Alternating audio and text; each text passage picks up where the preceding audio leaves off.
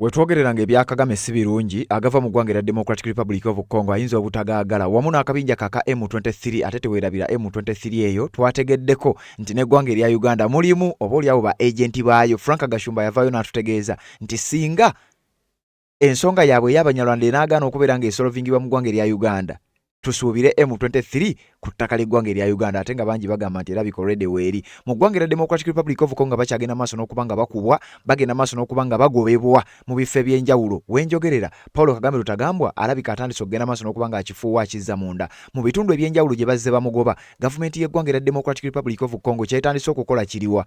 Congo etandise okugenda maaso n'okuba nga ekwata ebifo ebyo. Jjukira bano abakulu baali baawamba ebitundu ebirimu ebyobugagga eby'omu ttaka.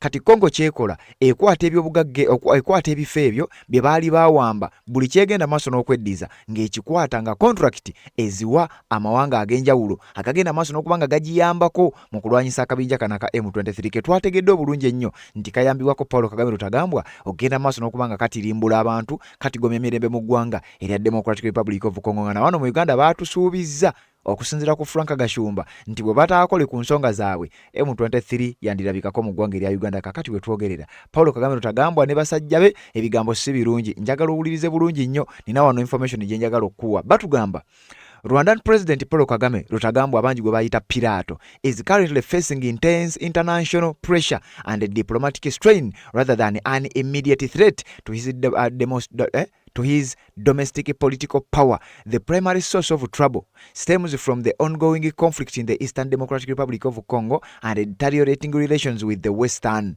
Obadde okimanyi nti amawanga nga United States of America n'amawanga amalala gakyagenda maaso n'okuteeka akazito ku Paul Kagame olw'akabinja ka M23 kyokka nga ne gavumenti ya Congo ekulembera Felix Tshisekedi nga naye tatudde akyagenda maaso n'okuba nga amufutubbaza agenda maaso n'okuba nga amusaanyawo n'akabinja ke. Kakati wuliriza ekimu ku nsonga ez'akagwawo ezireetedde Kagame obuzibu, omusajja oyo gw'olaba bamuyita Louis Watum Kabamba.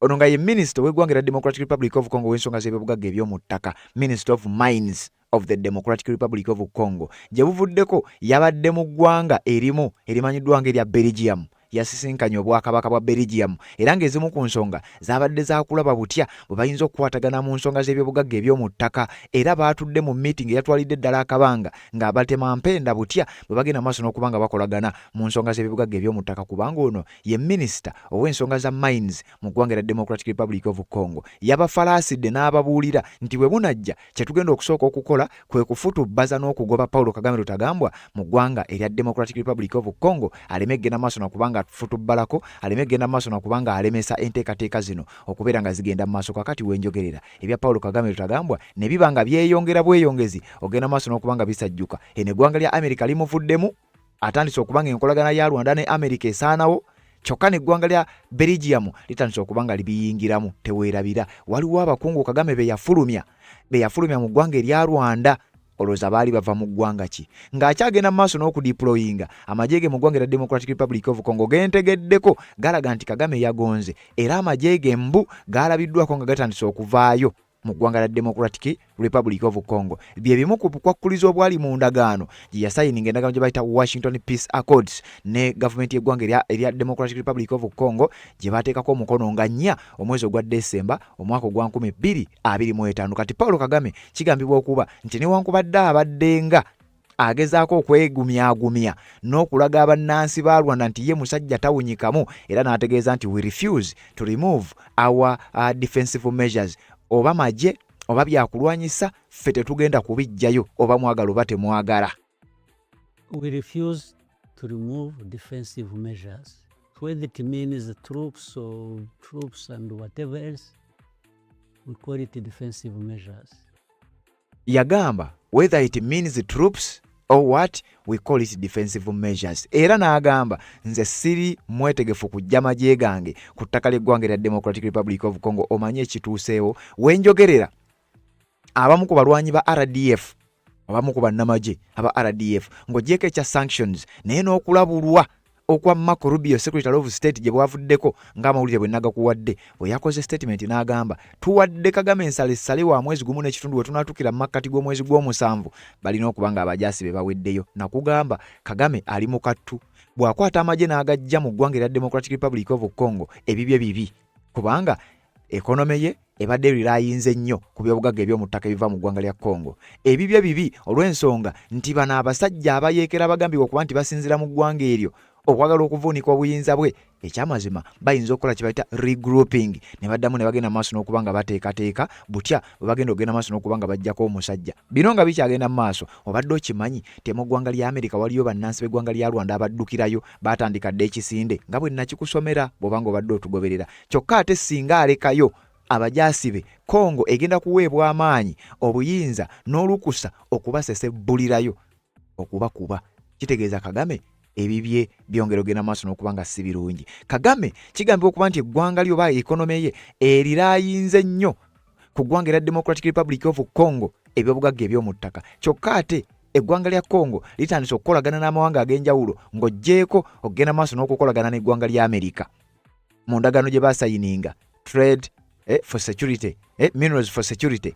Endagaano eyo mugijjukira Trump n'atuula ne Felix Tshisekedi. Kati wenjogerera eggwanga lya Congo nkugambye minisita avunaanyizibwa ku nsonga z'ebyobugagga eby'omu ttaka amanyiddwa nga Louis Watumu Kabamba yagenze mu ggwanga lya Belgium ne basayininga endagaano ez'enjawulo. Naye nga mu ndagaano zino twategeddeko nti Congo etunuulidde nnyo ebyobugagga eby'omu ttaka ebiri mu bitundu ebyo abayeekera ba M23 nga bayambibwako Paul Kagame bye bagenze mu maaso n'okuba nga bamaamira bye bagenda okukwata babiwa amawanga gano.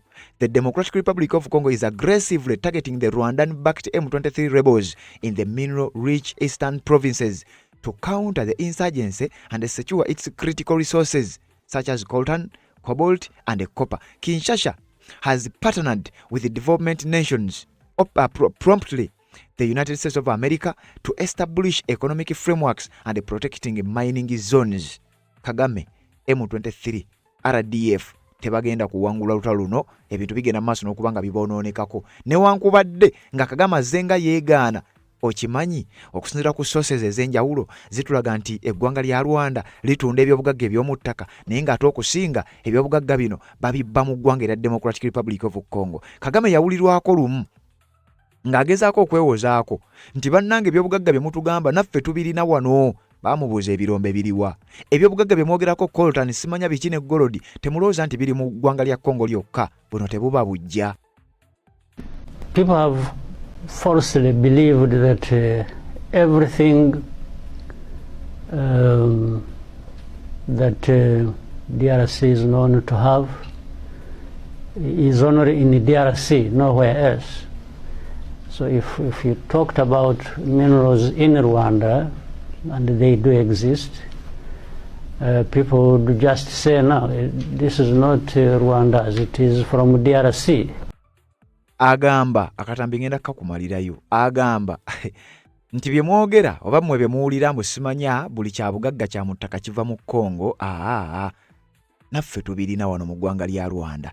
Kyokka ekyewuunyisa nga kigambibwa era nga kikakasibwa nti ze zimu ku nsonga ezimulwanyisa mu ggwanga erya Democratic Republic of Congo, nga ne wetwogerera nga bw'agenda maaso n'okugjayo amajeege nga gagenda maaso n'okuba nga gabadde gayambako M23 mu kubba ebyobugagga eby'omu ttaka ne mu prosesi y'okugajjayo waliwo abantu abattiddwa. Waabaddewo okukubagana newankubadde ng'era bali mu kukubwa we bafuluma.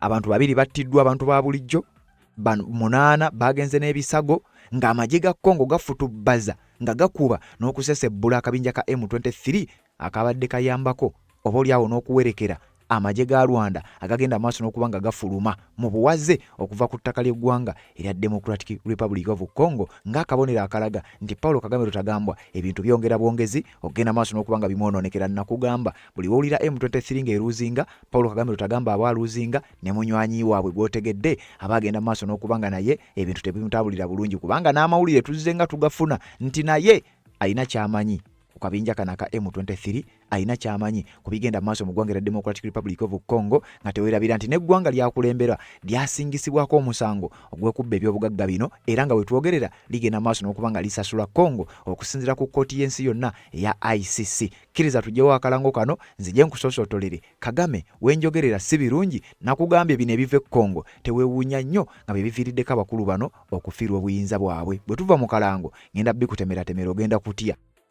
ensonga z'obufumbo olina omwami naye ng'akutawaanya olina omukyala ng'akutawaanya bajja ne bakwagalako ne bagenda gwe alina ebizibu mu byenfuna nga sente zikuyita mu ngalo wooteeka sente zifa bufi b'owola tebazza gwe aloota ng'ogwa mu nnyanja gwe alumizibwa omutwe nga guganye okuwona naawe aloota ng'ebintu bikozesa ensonga z'obufumbo nina ekifo ku mugga awali amayinja wennyambulirako ebisiraani ekikwa ekifiiriza omudibo obutaganja obutaweebwa nzijanjaba abantu ab'enzikiriza zonna nsiŋŋaanibwa njeru ku lw'ejjinja gwanjagala kuba ku nnamba yange eyo naawe ali ewala ennyo yita ku whatsapp. Yes, Red Zone TV kwoli webale kubanga okyagoberera yonna gy'osinzira okubanga gy'otulabira bw'oba tonaba kubanga osubscribinga kikole kirira wansi awo olaba ekigambo subscribe kikwateko kwata kade aka notification kakuyambira ddala okubeera omu ku abo abasooka okumanya buli we tuba tutaddeyo kubanga zo ensonga tubeeranga nazo wano budde bwe bututemako naye tubeerawo kubanga tubikutuusaako buba budde ndowooza n'ensonga y'akaddato olumu naye we bibanga ebyo weebiri tugenda mu maaso n'okubanga ate tukufeffettera ate ne tugakutuusaako nakugamba tugenda kugoberera ensonga za Congo okuva we twazitandikira okuzigoberera nozikutuusaako ate tuzikutwale nga tukuapdatinga ku buli kaki akanaba kagudde mu ggwanga lya Congo mmwe ababitegeera mu bitegeera lwaki bino tubikuwa lwaki tubiremerako era lwaki tubirondoola eggwanga lya Democratic Republic of Congo lye ligenda okuvaako okugwa kw'abamu ku bakulembeze abali mu mawanga agaliraanyeewo y'ensonga lwaki tugenda maaso n'okubanga tubikutuusaako kati nga sinnakuwa kituuse ku Paul Kagame Rutagambwa njagala nsookeyo nkutegeeze nti abantu ba bulijjo bakubiddwa abamu bafudde abalala bagenze n'ebisago ng'okukubwa kwabwe kuvudde ku kabinja kano aka M23 okugenda maaso n'okubanga kakyalwana wakati mu kubeera nga kali mu kuyambako nga ne mukama waabwe ali mugenda maaso n'okubanga avaayo bangi balabiddwako nga bakubiddwa abalala bavuddeyo n'ebisago nga M23 ekyagenda maaso n'okubanga ewalira ekyagenda maaso n'okubanga eteekawo embeera mu ggwanga lya Democratic Republic of Congo amagye ga Congo gabakubye era nga kigambibwa okuba nti mu be bakubye mubaddemu aba M23 nga bali mixed up n'amagye g'eggwanga erya Rwanda era gano neŋŋamba gano amawulire nina okugakutuusaako nga sinnaba kutwala mu nsonga ndala yonna wuliriza ekiwandiiko kino 2 civilians killed 8 injured as FARDC oba FARDC wano mba ntegeeza Armed Forces of the Democratic Republic of Congo and the M23 AFC crash nti abantu ba bulijjo babiri battiddwa n'abalala 8 bagenda n'ebisago ng'amagye ga Congo gakuba n'okufutubbaza akabinja ka Paul Kagame aka M23 akagenda maaso n'okuba nkatigomya abantu mu ggwanga lya Democratic Republic of Congo ne batugamba 2 civilians were killed and 8 others injured during fierce fighting between the armed forces of the Democratic Republic of Congo FARDC and the March 23 movement rebels in Masisi territory North Kivu jukira territory eno nayo yemu ku ezo territories zenkugambye ezirimu ebyobugagga eby'omu ttaka Congo byetayinza kutunula butunuzi kukkiriza bigwe mu mikono gya Paul Kagame oba bigwe mu mikono gya kabinja ka M23 kubanga already biba bigenze mu mikono gya Kagame. Masisi territory esangibwa mu North Kivu ewali ekibuga ekikulu ekimanyiddwa nga Goma abayekera ba M23 kye baawamba bagamba okuba nti kano kandi bakatego ke bagenda maaso n'okubanga babasuulamu era nga M23 ne Paul Kagame Rutagambwa byongera ogenda maaso n'okubanga si birungi gye bali. According to local residents, intense fighting erupted on Friday and continued into Saturday morning across several localities in Masisi territory and Sunday, Monday. Uliriza okusinzira ku bantu abawangalira mu kitundu kino bagamba nti okulwanagana kwatandika ku Friday ekiro ne kugenda maaso ku Saturday ku makya nti ku Sunday ne ku Monday okwosajjo embeera yabadde si ya bulijjo abasajja nga bakubagana mu territory emanyiddwa nga Masisi. Bantu ba bulijjo be bakafiiramu. Paulo Kagame Rutagambwa abeera ku record. In Nkokwe locality, sharing reportedly killed 2 civilians and wounded 8 others. Residents share photographs showing some of the injured victims. On Saturday night, M23 spokesperson Lawrence Kanyuka released a statement confirming the death of 2 civilians and injury of several others. N'omwogezi wa kabinja ka M23 kyamuweddeko amayiddwa nga Lawrence Kanyuka jukira oli yattibwa yagenda maaso n'okubanga akubwa bubi nnyo. Kakati ono aliwo yagenze maaso n'okubanga akikkatiriza n'okutegeeza kyekyamazima abasajja batukubye kyokka mu kukubagana naffe ne tusobola okubaako bye tukuba tetubakwasiza wabula abantu ba bulijjo babiri tubasse 8 bagenze n'ebisago aba M23 baogera bano basajja ba Kagame. M23 Kagame oba RDF bagenda maaso n'okubanga bakubwa. Kanyuka accuses ono mbusebo ye yavumiridde magye ga Democratic Republic of Congo mboge gaakoze bino. Abo nno boolaba benkulaga ago magye ga Congo nga gayina ekitundu kye balina territory gye babye ne basuuza aba M23. Kati awo woolaba ttaka lya ggwanga lya Democratic Republic of Congo. Bannansi bali mu mayumba bali mu kwetegereza balaba ddala magye ga Congo ge gazze. Tugende maaso n'okubanga tweyagala tufuna ku ssanyu ng'aba M23 oba batwalaganyizza mbiri n'amagye ga Rwanda RDF nga bagenda maaso n'okubanga babasindiikiriza okudda ewaabwe. Ekyo kyolaba magye ga ggwanga erya Democratic Republic of Congo agamanyiddwa nga FARDC oba FARDC Felix Tshisekedi gagenda maaso n'okubanga akulembera. Kyokka bano bagambibwa okuba nti bali mixed up n'abalwanyi ba Wazalendo abagenda maaso n'okubanga balwanagana n'akabinja ka M23. Kati mu territories ezimu bwe bamala okukuba nga basindikayo abatonotono mugende mulawune mulabo batewali kasajja ka M23 oba kasajja ka Kagame konna akayinza okubanga kasigaddeyo. The Congolese government has consistently accused Rwanda for supporting the rebels, allegations that have been repeatedly denied by both Kigali and M23 leaders. Uliriza. Semanyi lwaki abantu bano tebayiga. Paulo Kagame ne banne ne wetwogerera nakati bakyagenda maaso n'okwewakana. Era mbo Kagame eggwanga lya Congo ligenda maaso n'okulumiriza Paulo Kagame nti bino yabireeta olw'okusupportinga akabinja ka M23. Katate ye Kagame era still akyagenda maaso mbu n'okwewakana. Era mbo n'akabinja ka M23 mbwera nako kewakana okubeera nga sike kayambibwa kwe gate kayambibwako magye ga Rwanda. Ne Kagame agenda maaso n'okwewakana mbo naye tagenda maaso na The movement, which re-emerged in 2022 under the leadership of Bertrand Bisimwa and Sultan Makenga, remains actively engaged in combat against Congolese government forces in the Eastern Democratic Republic of Congo. Bano okuva mu mwaka 2022 oluvannyuma lwe baddamu okulabikako bagenda maaso n'okubanga bakwasaganya ebikolobero bino nga balwanira mu ggwanga lya Democratic Republic of Congo. Wabula byonna babikola bayambibwako eggwanga lya Rwanda newankubadde nga Paulo Kagame azenga akyewakana kino nze siina bwe mbayambako sigenda maaso n'okubanga mbayambako wabula njagala okutegeeza records wezi neggwanga lya Amerika lyandibadde teriteekawo nvumbo bandibadde tebateekawo sanctions eri Paulo Kagame Rutagambwa n'amajege aga M23 singa ddala bwekibadde.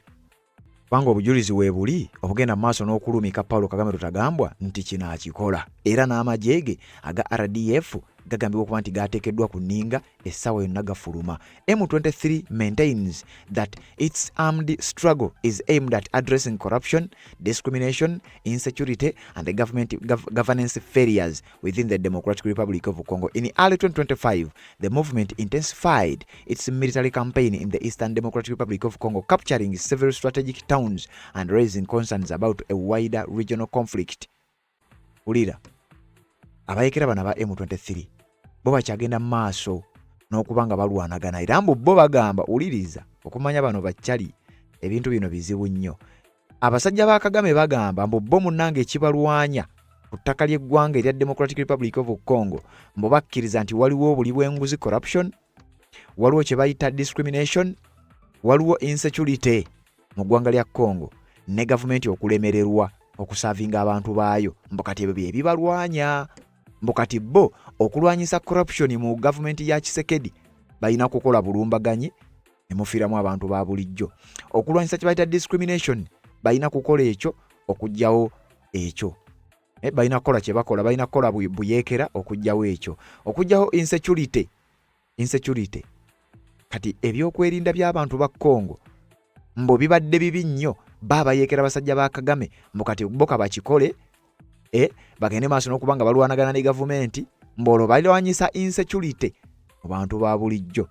Era bano bagenda maaso n'okukola ebikolobero eby'enjawulo ebyavamu n'okuwamba ebitundu eby'enjawulo ebyali mu mikono gya gavumenti y'eggwanga eryo erya Democratic Republic of Congo. Naye tugenda okwetegereza nga bano abakulu basinga kuwamba nnyo, basinga kwagala kulwanira mu bitundu ebyo ebijjuddemu ebyobugagga eby'omu ttaka. Kakati wano nga ne bwe batolaba waakiri owunyiriza kyekitali kituufu osobola okuba ng'okitegeera. Bano lwaki balwanira nnyo mu bitundu ebyo birimu ebyobugagga eby'omu ttaka? Kumbe baagala bya bugagga bya mu ttaka, bamanyi nti bye biwaniridde eggwanga erya Democratic Republic of Congo. Kati balowooza nti bwe banaawamba ebitundu bino bajja kuba basobola okuyambako bajja kuba basobola okuba nga bavujjirira eggwanga kwegamba bajja kuba basobola okuddizaawo eggwanga lya Rwanda eribavujjirira era nga ne Kagame kibadde kimanyiddwa nti ebyobugagga eby'omu ttaka ebisangibwa mu ggwanga erya Democratic Republic of Congo bye bimu ku ebyo ebimuyimirizzaawo. Kagame bw'abadde ng'awulira emboozi zino nga zitambuzibwa nti ebyobugagga by'omu ttaka bye tutunda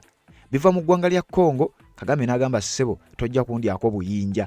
N'agenda ategeeza ensi nti golodi, coltan, tantalum, semanya uranium tebiva mu Congo mwokka. Ssebo naffe tubirina era bwe mulaba nga tutunda ebyobugagga eby'omu ttaka temulowooza nti biva mu Congo mwokka, naffe tubirina. People have falsely believed that everything that DRC is known to have is only in the DRC, nowhere else. So if you talked about minerals in Rwanda, and they do exist, people would just say, no, this is not Rwanda's, it is from DRC. Like you have said, whether tungsten, tin, tantalum, it's all of these exist in Rwanda. In fact, of super quality, much better than you would find in other places. Like Ulira, Kagame agamba gold, coltan, tantalum, cobalt, n'ebirala nga bw'obiwulidde tebiri mu Congo mwokka, nti ne mu Rwanda gyebiri, ate ebyaffe mu Rwanda birina better quality okusinga ebyo ebirala byonna bye badde ogenda osanga ewalala, n'ebyo biri mu Congo tubisinga quality. Kati wano ki kyakola? Jjukira waliwo amawanga agali ku lukalu lwa Bulaaya agamanyiddwa nti gagula ebyobugagga by'omu ttaka ebya Rwanda, wabula amawanga gano gabadde nga gateekebwa ku nninga, amawanga agava ku lukalu lwa Bulaaya, era bangi batandika okukola okunoonyereza nga kukyagenda mu maaso mu background nga beebuuza naye ddala omusajja ono atuguza ebyobugagga eby'omu ttaka ebirombe bye biri ludda wa? Kati Kagame mu kwogera bino agezaako okusiiga ekifaananyi n'okuteekera abasajja bali ku mmeeza nti naffe tubirina, naye nga bino biva ku ki? Pressure eteekeddwawo eggwanga lya Democratic Republic of Congo, wenjogerera nga bayingidde eggwanga lya Belgium, baligatta ku ggwanga lya America, baligatta ku ggwanga lya Turkey, baligatta ku ggwanga lya China n'amawanga amalala gagenda maaso n'okukola endagaano ez'enjawulo okuleeta kampani zaabwe mu ggwanga lya DRC bayikula ebyobugagga ebyo, nga kitegeeza wano we bagenda okuteeka kampani ezo M23 ne basajja ba Kagame bayinza okukaluubirirwa okuddamu okulinnyayo. Kati Kagame simanyi oba ebyobugagga by'omu ggwanga lya Congo ebigambibwa okuba nti bibadde ebimu ku ebyo biyimirizaawo ekonome ye, bw'anaalekerawo kino kinaamulekawa. Kati wano oba kye bayita reverse psychology, kugezaako okulowoozesa bali nti ebyobugagga nange mbirina wano. Sooka omaleyo akatambi nzije nkwongereyo. Mukutu gwa Red Zone TV bw'oba tonaba kuba ng'osubscribinga kikole, nga bw'ogenda mu comment section oteekayo obubaka bwo kuba ku nkomerero tutera okujja ne tuba nga tubuyitaayitamu. Wuliriza. tungsten, I think we are now number 4, I'm told, in the world, if not. Like you have said, whether tungsten, tin, tantalum, it's all of these exist in Rwanda. In fact, of super quality, much better than you would find in other places, like tungsten. I think we are now number 4, I'm told, in the world, if not first in Africa. We produce that, and this came to our knowledge for quite some time. We have had a company that is US based, Trinity Metals, that actually made the findings and has invested over a long time and has been mining and always improving on how much they can process within the country and so on and so forth. So this has now come out clearly that whatever we have in this area has nothing to do with the DRC. It is Rwanda's. Even other areas, we have beryllium, we have other critical minerals, lithium, and so on and so forth. These are essentially critical minerals, and have some gold. Maybe Congo, DRC has more gold than we do, but we have gold. So it can't be seen that every gold The price is high right now. yes, that every gold we export is coming from DRC. But if anything, the neighboring countries, the other neighboring countries to DRC, actually from DRC through those countries, there is much, much bigger volume than anything that goes through Rwanda. But Rwanda is always picked on, and that relates to this conflict and other problems we have had in history. Just trying to play a blame game against Rwanda and then cover up everything else that goes on under that, like even support for FDLR and many things that happened. Okiwulidde agamba nti yayina ebyobugagga eby'omu ttaka era simanya ekigenda maaso mu ggwanga lya DRC agamba nti eyo blame game nti Congo babikkirira bingi ne bagenda mu maaso n'okubeera nga bakwasaganya ebintu ebyo ne babikwasa ne babissa ku ggwanga lya Rwanda, naye ng'agamba ye ebyobugagga byayina eby'omu ttaka bingi oba oli awo biyinza n'osinga eggwanga lya Democratic Republic of Congo. Kakati wulira, Congo yo kyekola kyekiriwa. Congo ekwata ebyobugagga byayo ebitwala mu mikono egy'abasajja bano, si lwakuba nti ebikwata ebiweeyo buwi bwetyo, wabaawo endagaano ezikolebwa, era ng'endagaano ezo zongera okulaga nti enkolagana wakati w'eggwanga lya Democratic Republic of Congo n'amawanga gano egenda kuba yeeyongera. Mu nkolagana eyo mujjiramu endagaano z'ebyokwerinda, mujjiramu enkolagana y'amawanga gano n'okufuna obuyambi. Jjukira bino ebyobugagga eby'omu ttaka already bibaddewo mu ggwanga lya Congo, naye ng'era engeri gye bagenda maaso n'okubifunamu abantu ba bulijjo tebafunamu, bibafuukira bufuukizi kikolimo. Kati Congo kyekola egamba nti ebitundu bino byonna M23 byebadde yeegiriisizaamu, byebadde ewamba, negenda maaso n'okuba ng'esima ebyobugagga bino ne babikukusiza Rwanda ne Uganda. Twagala tugende maaso tukwatagane n'amawanga gano gatuyambeko ku nsonga z'ebyokwerinda, then ffe tubeere nga kampani zaabwe zijja ne ziyiikula ebyobugagga bino ne tugabana ne tufunako bye tufunye, nabo ne bagenda ne bafunako, kubanga era already babadde nga babitwala. M23 ebitwala ku bwerere nga n'abantu bafa. Kakati njagala owulirize, nakugambye Paulo Kagame Rutagambwa ebibye si bibi. Ngenda kuwa minisita ono na biki bye yayogedde, nina bye yagenze ku mukutu gwe n'awandiika. Minisita avunaanyizibwa ku nsonga z'ebibugagga eby'omu ttaka mu ggwanga lya Democratic Republic of Congo yabadde mu ggwanga lya Belgium mu kiro ekikesero olunaku olwaleero, n'agenda ku mukutu gwe ogwa X n'awandiika emboozi eno gye njagala tutambule ffenna tugende maaso n'okuba nga tuwuliriza. Wuliriza, yagambye bw'ati: on a work mission to the Kingdom of Belgium on this Monday, June 8th, 2026. Leero lwa kusatu naku z'omwezi 10 kati mu ssaawa 48 eziyise yabadde mu ggwanga lya Belgium mu Bwakabaka, Kingdom of Belgium. Kitegeeza yatuukiridde abakulembeze ab'oku ntikko, era bye bifaananyi ebyo nga bwe ngenda obbikulaga mu ggwanga lya Belgium ng'ali ku nsonga ez'ebyobugagga eby'omu ttaka. Wuliriza, yagambye I visited the facilities of the Umicoa Group in Olen, a global leader in the production and refining of cobalt and germanium. Yatuukiridde company egenda mu maaso n'okubanga eproducinga n'okukola kye bayita refinery oba refining ekyobugagga kye bayita cobalt n'ekyobugagga kye mbadde siwulirangako kye bayita germanium.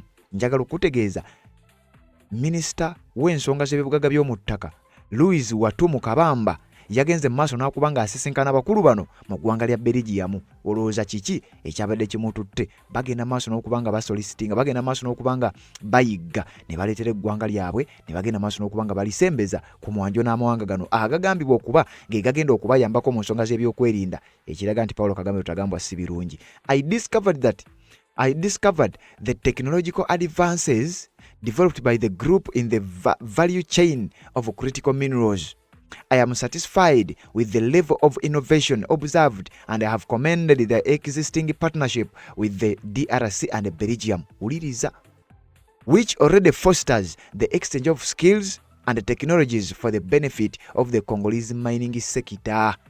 Eno company, oba zino company okuva mu ggwanga erya Belgium essaawa yonna wandiwuliranga nazo ziyingidde ku ttaka ly'eggwanga erya Democratic Republic of Congo. Awo Kagame ebibye biba byeyongera okuba nga byonooneka buli ddakiika eyitawo. teweerabira eggwanga lino lye twogerako erya Belgium mu mwaka oguwedde ogwa 2025 embase yaabwe n'abakungu ba Belgium baagobwa e Rwanda. Kati Belgium yemu ku mawanga agaali gavujjirira eggwanga lya Rwanda era ng'egayimirizaawo ekonome yaabwe. Belgium wenjogereranga enkolagana yaabwe n'eggwanga lya Rwanda, enkolagana eyo yavaawo. Kakati ate Belgium omukwano gubasaza mu kabu n'eggwanga erya Democratic Republic of Congo. Bw'oba tolaba towunyiriza. Wuliriza. The government intends to continue its efforts to further promote the creation of local added value from the Democratic Republic of Congo mining resources. I then traveled uliriza ono minister ye yawandiise bino ebigambo byenkusomera bya minister. Sibijja ku mukutu nti gwa mawulire minister balipotinga bya minister nkulipotingira direct from the minister. Amanyiddwa nga Minister of Mines for the Democratic Republic of Congo, Louis Watumu Kabamba. Yasisinkanya abakulembeze ne kampani ez'enjawulo mu ggwanga erya Belgium, eggwanga lya Kagame lye yagoba mu kibuga Kigali. Olowooza kiki ekiba kiddirira? I then traveled with my delegation composed of the heads of corps to Antwerp for discussions with the Antwerp World Diamond Center, AWDC. Eno nayo kampani ekwasaganya ekyobugaga kye bayita Diamond, bagiyita Antwerp World Diamond Center, the global platform for the trade in rough diamonds, as well as for a visit to Bonus Group, a Belgian company with more than 150 years of experience in the diamond trade. Nakugambye eno Belgium ge gamu ku mawanga gali ku lukalu lwa Bulaaya. Amawanga mangi agali ku lukalu lwa Bulaaya gabadde gagula ebyobugagga by'omu ttaka nga gabigula ku Rwanda, baabiteekako question mark nga beebuuza bivaawa. Kati eggwanga lya Congo ate lisisinkana naddala Belgium, eggwanga Kagame lye yagoba mu Kigali na ambasada waabwe ba embassy ne bagisaanyawo mu ggwanga lya Rwanda. Kiki ekiddako? Onaawulira omu oli bw'abanga enkolagana yaabwe ne Rwanda yagisaanyawo, nga Kagame yagisaanyawo, kati ate ng'omukwano gubasaza mu kabu n'eggwanga lya DRC. Nakugambye oba tolaba towunyiriza. The discussions focused on the development prospects of the diamond sector and the strengthening of relations with the international operators in the industry. Eggwanga lya Congo liruubirira okulaba nga bakwatagana nnyo n'amawanga gano aga Bulaaya, ate agabadde gakwatagana ne Kagame ku nsonga z'ebyobugagga eby'omu ttaka. Kati kino kiba kitegeeza amawanga gano gaba gabadde gagula ebyobugagga by'omu ttaka nga babigula ku Kagame, ate nga bamaze okitegeera nti Kagame ebyobugagga bino tabirina, ekiddirira kirabika nga si muntu. I concluded this day with a meeting with His Excellency Mr. Maxime Prevot, Deputy Prime Minister and Minister of Foreign Affairs, European Affairs and Development Cooperation of the Kingdom of Belgium. Ono Minister ow'ensonga zo ebyobugagga eby'omu ttaka mu ggwanga erya Democratic Republic of Congo teyakomyawo. Yagambye yatambudde era yamaliriza olugendo lwe ng'asisinkana ow'ekitiibwa His Excellency Mr. Maxime Prevot, ono nga ye Deputy Prime Minister w'eggwanga erya Belgium, ye Minister avunanyizibwa ku nsonga z'ebweru w'eggwanga erya Belgium, ye Minister avunanyizibwa ku nsonga za European Affairs and Development Cooperation, obwakabaka oba mu bukulembeze obw'eggwanga lya Belgium. Kitegeeza ono yasisinkanye abakulembeze ab'oku ntikko era n'ayogerezeganya nabo n'abanga n'ebifaananyi bye ngenda maaso n'okukulaga. We exchanged views on strengthening cooperation between the DRC and Belgium, particularly in the areas of strategic mineral resources, industrialization and sustainable development. Ensonga eyabadde esinga obukulu gye babadde boogerezeganya naye yabadde yakulaba butya bwe banyweza enkolagana wakati wa Belgium, Rwanda gye yagoba n'eggwanga erya Democratic Republic of Congo, okusingira ddala ku nsonga z'ebyobugagga eby'omu ttaka. Teweerabira nti Belgium y'emu ku mawanga gabadde gagula ebyobugagga by'omu ttaka nga babigula ku Rwanda. Kaakati bakulaga bakimanyi bulungi nnyo nti Kagame n'eggwanga lye ebyobugagga bino bandiba nga babadde babibba mu ggwanga erya Democratic Republic of Congo. Kagame kye yavaayo n'ategeeza nti bannange mutugamba nti tubba ebyobugagga bya Congo naye twandibadde tuli wala. Even for those who accuse us of stealing minerals, if that were to be true, I think we can do better still by having peace. Yes. Because when you have peace, then you don't even need to steal. You would actually have, I was talking to some very senior people recently from somewhere who are saying, no, the Congolese are saying we steal their quota, we steal their gold. And then I asked them one question. There was many leaders. I said, there is something I know. Some people come from Congo, whether they smuggle or go through the right channels, they bring minerals, but most of it goes through here, does not stay here. It goes to Dubai, goes to Brussels, goes to Tel Aviv, goes to Russia. It used to go to Russia. I don't know whether it still goes there. It goes everywhere. So I was asking them, I said, are you on the list of those who are stealing minerals of Congo? Because these things, they end up with you. For us, we are now, they go through our country. But they are accusing us of stealing Congo's minerals. How about the destination?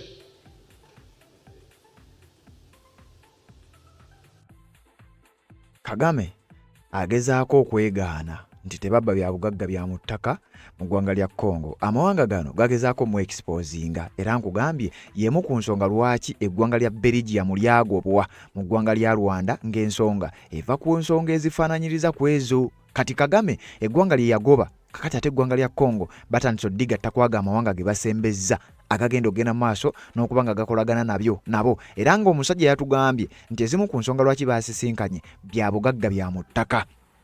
Era nga President w'eggwanga erya Congo Felix Tshisekedi Chilombo Antoine ye yamusindise basisinkane n'abakulembeze b'eggwanga erya Belgium Kagame be yagoba nga bano baagala babagatte ku ggwanga lya America n'eggwanga erya China n'eggwanga nga Turkey n'amawanga amalala galina kampani zaabwe mu ggwanga lya Democratic Republic of Congo babere basobole okubanga bakawuntalinga eggwanga erya Rwanda n'abayekera ba M23 ababadde beesoma okugenda maaso n'okubanga babba ebyobugagga by'omu ttaka ebisangibwa mu ggwanga erya Democratic Republic of Congo. Era kino kigambibwa nti mu bitundu ba territories ez'enjawulo Kagame ne M23 gye babadde bagenda maaso n'okubanga bakwasaganya ebintu bino ezo territories zonna abasajja bagamba twagala kubeera nga tuzeddiza. Gavumenti ya Felix Tshisekedi egamba tetugenda kutuula butuuzi ebyobugagga byaffe mu bbe mugende maaso n'okubanga mutwala. Uliriza. The Democratic Republic of Congo is aggressively targeting the Rwanda-backed M23 rebels in the mineral-rich eastern provinces. Gavumenti ya Congo aggressively eri mu kutagetinga kuzza bitundu ebyo biri wansi w'amajega w'abayekera ba M23 abayambibwako Rwanda era bakiwandika Rwandan-backed M23 rebels naddala mu bitundu ebyo ebisangibwa mu Eastern Democratic Republic of Congo otuba twogera ku North Kivu wamu ne South Kivu. To counter the insurgency and secure its critical resources such as coltan, cobalt and copper, Kinshasa has partnered with development nations, promptly the United States of America, Belgium, China and other countries to establish economic frameworks and protecting mining zones. Eggwanga lya Congo wantu batwogera ku Congo bagamba Kinshasa egenze maaso n'okubanga ekwatagana n'amawanga ag'enjawulo agali developed omuli eggwanga lya America, Belgium yennyini Kagame gye yagoba n'amawanga amalala nga China ogenda maaso n'okuba ng'ebyobugagga byabwe biri critical omuli coltan, cobalt, copper, gold n'ebirala bigenda maaso n'okuba nga bidda mu mikono gyabwe. Kakati wuliriza wano point ku point. Felix Tshisekedi alabika atandise okubanga akaluba. Paulo Kagame lutagambwa ebintu birabika bitandise okubanga bimubijjira. The Democratic Republic of Congo government placed the heavily contested M23 controlled Rubaya coltan mines, which supply a massive percentage of global tantalum, on a short list of strategic assets offered directly to the US for investment. Uliriza nkugambye minister ow'ensonga z'ebyobugagga eby'omu ttaka mu Congo yabadde mu ggwanga lya United States mu ggwanga lya Belgium. Kakati mu kubeera mu ggwanga eryo baddira ebyobugagga eby'omu ttaka ebiri mu kitundu ekimanyiddwa nga Rubaya. Bwe twogera ku Rubaya tutegeeza ekitundu ekibadde kimaamiddwa M23 ne basajja ba Kagame. Kati Kongo yo kyekola ng'ekwata ekitundu ekyo mulimu ebyobugagga eby'omu ttaka bingi. Waliyo naddala ekyobugagga ekimeddwa nga Tantala mu kino kye nakugamba kikozesebwa nnyo mu kukola amasimu ne ziraputopu. Amerika ekyagala nnyo Kongo ng'ebagamba kakati awo we mulaba nti tubawaddewo ebyobugagga ebyo musime naye nga mutwalako 50%. Kati kitegeeza Amerika egenda kukwata endagaano egikwataganye egisayininge wakati waayo n'eggwanga lya Kongo mugenda kutuwa bino kati ffe tugenda bawo ebyokulwanyisa n'okubayambako mu nsonga z'ebyokwerinda. Kiba kitegeeza M23 mu kitundu ekyo essaawa yonna wandiwulira nga tegenda kutandika kulwanagana na Kongo, egenda kutandika kulwanagana na tekinologiya w'Amerika n'abamu ku bajaasi ba Amerika kigambibwa okuba ojja kubalaba. Jjukira Kongo yapangisa dda akabinja ka Black Waters. To combat the illicit mining and trafficking of these resources, the Democratic Republic of Congo is setting up a heavily equipped US and UAE-backed paramilitary force intended to eventually grow to 20,000 troops. This unit will escort mineral shipments and secure foreign investment. Congo ng'ekulemberwa Felix Tshisekedi, wulira akabadi keekoze Paulo Kagame kaatagenda kwagala obulamu bwe bwonna. Kyekoze baategeka amagye agali equipped era nga gali heavily equipped and backed by the US and the UAE. Jjukira amawulire gano nagakuwaako nti eggwanga lya Congo liri mu kuteekateeka akabinja, liri mu kuteekateeka omuwendo n'ennamba ez'abalwanyi abali eyo mu 2,000 wabula nga bagenda kuba bayambibwako eggwanga lya USA n'eggwanga lya United Arab Emirates. Jjukira lino eggwanga lya UAE nakugamba USA yalikwata n'erizza ku nsayidi yaalyo. Kakati Amerika weerinnya ebiseera ebisinga ne UAE weegenda kyova olaba nga Amerika bwe yakuba sanctions Anita Amongo n'eggwanga lya UAE nalyo lyatandikirawo Amerika weekomye. Kakati ne mu Congo bwe kiri UAE na Amerika bagenda kuyambako Congo mu kulikulutinga abajaasi emitwalo 200 ng'emitwalo gino 2 gigenda kuyambako okwescootinga n'okuwa security foreign investments. Kampani z'Abamerika, kampani z'Abachina, kampani z'Ababelgium Ababirigi, kampani z'Abawarabu aba UAE abagenda okujja okusima ebyobugagga ebyo. Kitegeeza M23 n'amagi ga Rwanda togenda kugalabako. Ebitundu ebyo bigambibwa okuba nti Kagame bitandise okuba nga bimufuukira akayinja mu ngatto. Kyokka ne sanctions zikyagenda uliriza. The US Treasury Department directly sanctioned the senior commanders from the M23 and the RDF. Jukira tubadde tukuwa sanctions ez'enjawulo ezibadde zikubwa aba M23 n'amagye ga Rwanda. Kakigambibwa nti Kagame ne basajja be nga bagenda maaso n'okufeesinga strategies ez'enjawulo Felix Tshisekedi ne government ye ze bateekawo. Kakati ate bali mu kukifuwa nga bakizza munda nga kwogatta ne sanctions eziteekeddwawo eggwanga lya Amerika. The US has actively mediated the peace efforts, resulting in draft economic framework and the peace deals signed between the DRC and Rwanda to de-risk at the private sector and integrate transparency mechanism for clean energy minerals. Bino byonna bikolebwa in favor of the Democratic Republic of Congo. Kakati ate ye Kagame wenjogerera ebintu bigenda maaso n'okuba nga ate bimwonoonekera bwonoonekezi kubanga ebyobugagga ebiri mu ggwanga lya Congo bya Congo. Ebyobugagga ebiri mu Rwanda bya Rwanda. Kagame byatugambye nti gyebiri bye tutamanyize naawe wawe biri. Kati Congo kirabika okuba nti wetwogerera etandise ogenda maaso n'okubanga emuwunyira ziizi. Paulo Kagame Rutagambwa kwe kuvaayo n'ategeeza nze siri mwetegefu ku withdrawing amagye gange okuva ku ttaka lya Congo wadde ye yakiyita defensive measure. Bino byonna bigenda maaso n'okukolebwa nga eggwanga lya Amerika limutaddeko akazito k'otalabanga newankubadde nga zze ng'awera nti tali mwetegefu kuvaayo. Obadde okimanyi nti Paulo Kagame Rutagambwa essaawa yonna abasajja kigambibwa okusinza ku sources z'enfuna baatandise dda okujjayo amajeege. Kati ne weebuuza ebigambo nga bino abadde ng'abyogerera ki? We refuse to remove defensive measures. Whether it means troops and whatever else, we call it defensive measures. And in your logic, why would a threat be against me? And you are asking me to remove my defensive measures, but you are not dealing with the threat. What is the logic? what ordinarily, what would anybody define defensive measures as? Amawulire ago twagakuwa Kagame yali ku interview emu ng'agenda maaso n'okubanga baabuuzibwa ku nsonga ey'okujja amagye ge mu ggwanga lya Congo. Yategeeza nti eyo defensive measure kwetangira, naye nga kikyategeeza waliwo akabinja ke bayita FDLR ke tuzze tukugamba, akabinja k'abalwanyi abadduka e Rwanda nga badduka obukulembeze bwa Kagame, era nga akabinja ako kagambibwa okuba nti essaawa yonna kandibanga kali mu ntegeka, kali mu nteekateeka ez'okulaba nga kajjewo Paul Kagame mu ggwanga lya Rwanda. Kati Kagame agamba nti ye yedifendinga eri akabinja ako, nti ye tadiployinze mu ggwanga lya Congo kutabangula Congo, nti adiployinzeyo yedifendinga ekabinja ako kubanga ye alumiriza nti gavumenti ya Felix Tshisekedi yeri mu kayambako n'okubanga eteekateeka okulaba nga ekakozesa bajje bawunzike obuyinza bwe, bajje bawunzike obukulembeze bwe mu ggwanga lya Rwanda. Kati ategeeza abasajja Abamerika abaali bamutadde ku ntandaalo, lwaki tojjayo amajeego n'ayogera ebigambo ebyo, kyokka wenjogerera kigambibwa okuba baatandise okuba abamu nga babajjayo, era nga M23 egambibwa okuba nti essaawa yonna yandifuuka olufumo. To do with the problems that are in Eastern Congo. It means a number of things. It means you may use equipment, you may use troops on the ground, it means to defend that territory. So I don't understand the contradiction. It is actually to defend our border.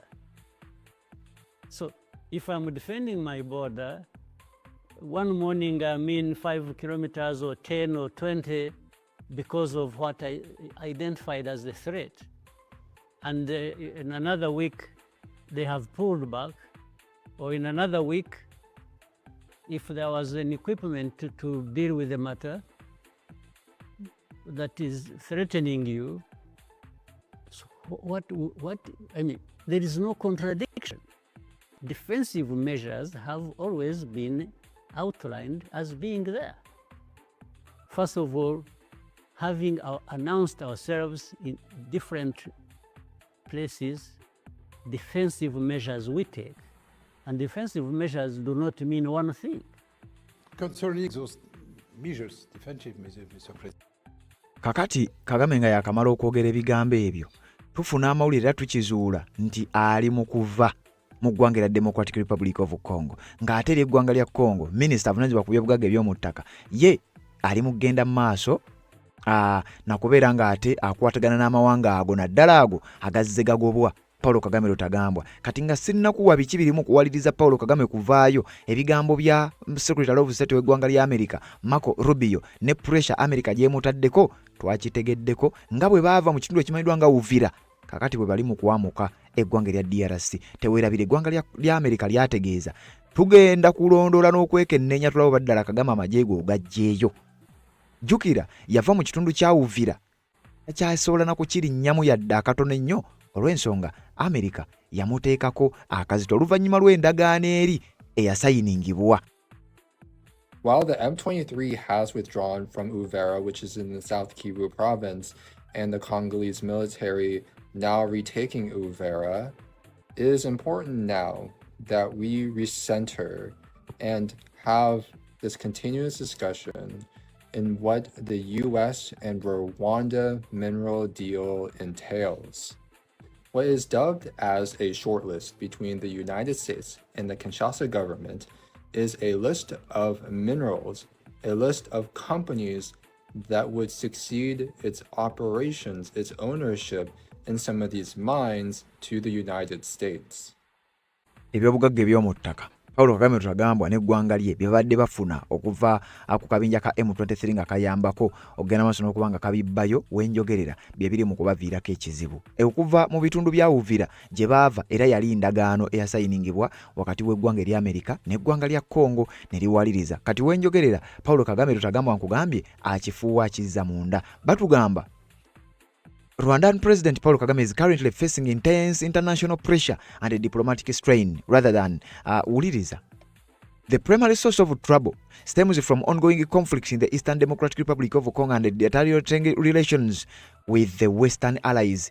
Nakugamba Paul Kagame ayinza okuba ne waali na buli kati yejjusa olunaku lwe yayingira mu nsonga za DRC ayinza okubanga na buli kati yejjusa olunaku lwe yafuna ekirowoozo nti adeployinga amajege mu ggwanga lya Democratic Republic of Congo newankubadde gwawulira ojja kuwulira Kagame ng'ayogeza amaanyi nga bwe yagamba nti I refuse to withdraw from the Democratic Republic of Congo my defensive measures. Gwe n'olowooza nti musajja mukambwe ennyo era musajja ali solid nnyo, njagala okutegeeza nti ebyo ayinza okubanga statement ezo yazoogera era ng'azoogera kulaba nti ateekawo embeera eri abantu abamu baafuga mu ggwanga lya Rwanda naye ng'akazita akamutambulirako ekyamazima si byangu. Pulezidenti w'eggwanga erya Democratic Republic of Congo yali yamulabula dda ku bintu ebifaanana bwe biti. Paulo Kagame olw'okuba teyawuliriza wenjogerera nga kirabika ebibye si birungi. Ebintu bino birabanga ebyokusaaga naye byandiviirako Paulo Kagame okufiirwa obuyinza mu ggwanga lya Rwanda. The US government imposed strict sanctions on the Republic of Rwandan army and the top commanders. Ezimu ku nsonga lwaki bano babatudde ku nfeete. The sanctions government ya America ziyasindika nezikuba abamu ku baduumizi ab'oku ntikko mu magye g'eggwanga lya Rwanda. Targeted generals, high-ranking officials, including Chief of Defense Staff Mbaraka Muganga and the Army Chief of Staff Vincent Karundi, the financial asset freezes. Uliriza. Eggwanga lya America we lyalirirwa kuba sanctions lyakulembeza nnyo bajjena abana abaateekebwa ku mwanjo naye ng'okusinga bana ababiri aduumira amagye ga Rwanda nga Mbaraka Muganga. N'omu ku bavunaanyizibwa ku nsonga za finance mu magye ga Rwanda Army Chief of Staff amanyiddwa nga Vincent Karundi baabakuba ne financial assets zaabwe ne bazifreezinga. International money transfer systems zinaatera okubajjako babere nga tebasobola kukola transaction zonna olw'ebyo ebigenda mu maaso mu ggwanga lya DRC. Okuvujjirira akabinja ka M23 okusinziira ku M23 okusinziira ku intelligence reports ez'enjawulo ezibadde zifuluma zigambibwa okuba ti gavumenti y'eggwanga lya America yazitunuulira nnyo teyazisuula muguluka. Traditional Western allies are scaling back foreign aid to Rwanda as a punitive response to its regional interventions.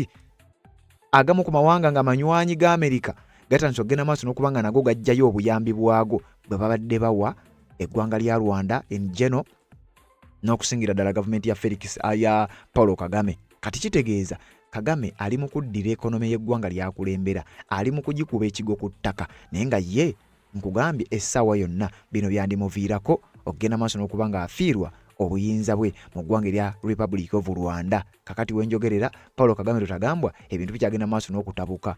Diplomatic isolation. Wawulirako Robert Kyagulanyi Ssentamu ng'asaba amawanga gano gateekewo kye bayita diplomatic isolation besides targeted sanctions. Kakati Rwanda facing kye bayita diplomatic isolation olwezimu ku ndagaano. US brokered peace agreement signed between Kagame and Tshisekedi quickly collapsed as fighting escalated. Ojjukira okulwanagana kwe baddamu n'okuba nga bagenda maaso n'okukola kyokka ng'ate Kagame yali atadde omukono ku ndagaano eyo mu ggwanga lya America wakati we ne Felix Tshisekedi nga eyabali mu makkati yali president w'eggwanga lya America amanyiddwa nga Donald John Trump. Kakati Kagame bino birabika bigenze mu maaso n'okumuzaalira akabasa era essaawa yonna ebintu tebitambula bulungi, ebintu tebigenda kutambula bulungi ku Paulo Kagame n'obukulembeze bwe mu ggwanga erya Republic of Rwanda. Eggwanga lya Belgium litandise okuba nga libiyingiramu. Minisita wa Congo ow'ensonga z'ebyobugagga eby'omu ttaka yasiibye mu ggwanga lya Belgium ng'asisinkana abakungu mu gavumenti y'eggwanga eryo boogerezeganya ku butya bwe bagenda okuyambagana ku nsonga z'ebyobugagga eby'omu ttaka ebiri mu ggwanga lya Congo. Kagame n'abasajja be bebagamba okuba nti bebatwala ekiva eggwanga erya ekinaaviirako abakulu bano okuva mu buyinza teweewuunya nnyo nga kivudde mu ggwanga erya Democratic Republic of Congo. Genda mu comment section teekayo obubaka tuwuliziganye mu updates eziddako. Nsonga z'obufumbo olina omwami naye ng'akutawaanya, olina omukyala ng'akutawaanya, bajja ne bakwagalako ne bagenda. Gwe alina ebizibu mu byenfuna nga ssente zikuyita mu ngalo, w'oteeka ssente zifa bufi b'owola tebazza. Gwe aloota ng'ogwa mu nnyanja, gwe alumizibwa omutwe nga guganye okuwona, naawe aloota ng'ebintu bikozesa ensonga z'obufumbo. Nina ekifo ku mugga awali amayinja wennyambululirako ebisiraani, ekikwa, ekifiiriza, omudibo, obutaganja, obutaweebwa. Nzijanjaba abantu ab'enzikiriza zonna, nsiŋŋaanibwa njeru ku lw'ejjinja. Gwanjagala kuba ku nnamba yange eyo, naawe ali ewala ennyo yita ku WhatsApp.